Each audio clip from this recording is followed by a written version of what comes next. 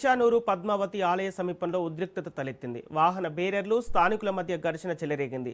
బైకులు ఎదురెదురుగా రావడంతో వివాదం మొదలైంది. వాహన సేవకులపై స్థానికులు దాడికి పాల్పడ్డారు.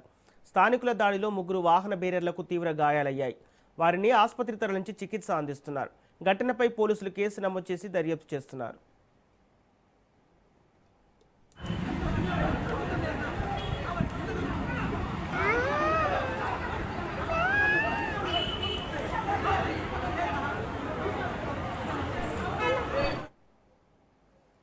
తిరుచానూరు పద్మావతి ఆలయ సమీపంలో ఉద్రిక్తత తలెత్తింది. వాహన బేరర్లు స్థానికుల మధ్య ఘర్షణ చెలరేగింది.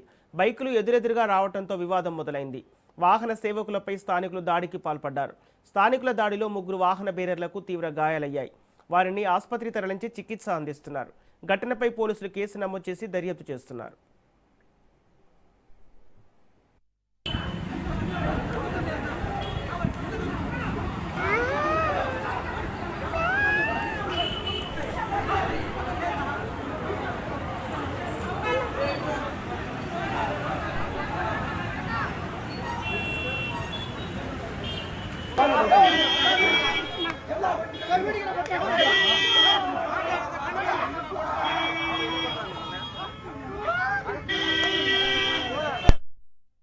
ఇదే అంశానికి సంబంధించి పూర్తి డీటెయిల్స్ మా ప్రతినిధి నారాయణ రెడ్డి అందిస్తారు. నారాయణ రెడ్డి, తిరుచానూరు పద్మావతి ఆలయంలో ఉద్రిక్తతకు సంబంధించి అప్డేట్స్ ఏంటి?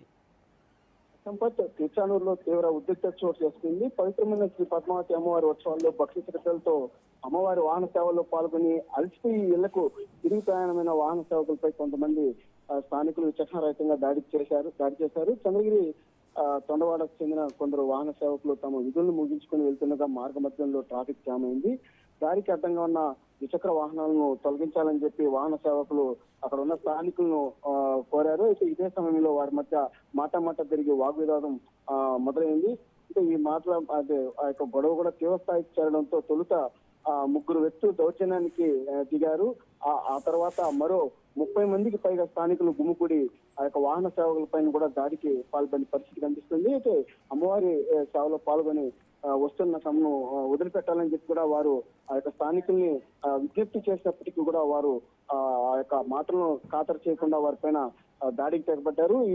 ఈ ఘటనలో కూడా 3 వాహన సేవలు కూడా గాయాలయ్యాయి. వారిని హుటాహుటిన కూడా ఆసుపత్రికి తరలించి కూడా వారికి వైద్య సేవలు కూడా అందించడం జరిగింది. అయితే ఎవరైతే ఆ యొక్క వాహన సేవలు బేరర్లు ఉన్నారో వారు ఆ యొక్క తిరుచానూరు పోలీస్ స్టేషన్ లో కూడా ఫిర్యాదు చేయడం జరిగింది. ఈ ఫిర్యాదు పైన కూడా ఆ దాడికి పాల్పడిన వారిని కూడా స్థానికులను కూడా సీసీ ఫుటేజ్ ఆధారంగా కూడా వాళ్ళని గుర్తించినట్లు కూడా తెలుస్తుంది. మొత్తం 19 మంది పైన కూడా కేసు నమోదైనట్లు కూడా తెలుస్తుంది. అంటే పూర్తిగా అమ్మవారి ఆలయం సమీపంలో ఈ గొడవ జరగడం కూడా భక్తుల్లో తీవ్ర ఆందోళన కలిగిస్తుంది. అంటే భక్తి భావాన్ని పెంపొందించే ప్రాంతంలో కూడా ఇలాంటి సంఘటనలు కూడా జరగకుండా ఉండేలా కూడా చర్యలు చేపట్టాలని చెప్పి కూడా భక్తి కూడా కోరినట్లు కూడా తెలుస్తుంది.